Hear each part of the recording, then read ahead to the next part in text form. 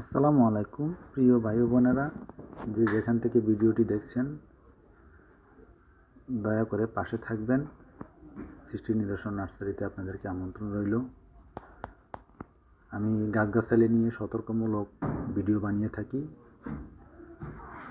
তো দেখুন, এই খেজুর গাছ থেকে কিভাবে খেজুরের রস নামানো হচ্ছে। 24 ঘন্টা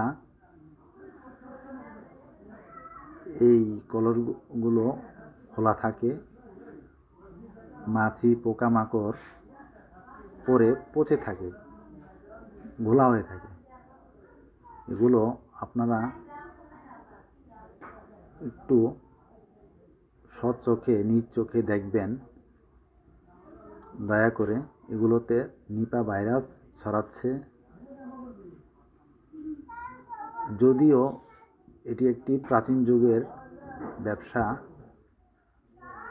একটি খেজুর গাছ দীর্ঘদিন বেঁচে থাকে, হাজার হাজার বছর বেঁচে থাকে। সাহাবা একরামগণ খেজুর গাছ লাগিয়েছিলেন, সেই খেজুর গাছও এখনও আছেন। রাসূল সাল্লাল্লাহু সাল্লাম গাছ ছিলেন, এখনও সেই গাছ আছে। দেখুন এই লোকটি কিভাবে খোলা রেখে গাছ থেকে নেমে যাচ্ছে।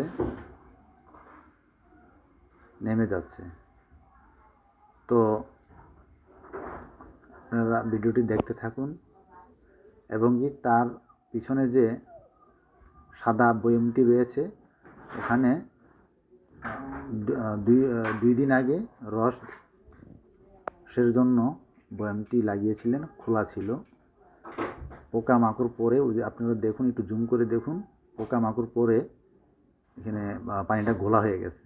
ভিডিওটি ভালো লাগলে অবশ্যই লাইক, কমেন্ট, শেয়ার, সাবস্ক্রাইব করে পাশে থাকবেন। আসসালামু আলাইকুম।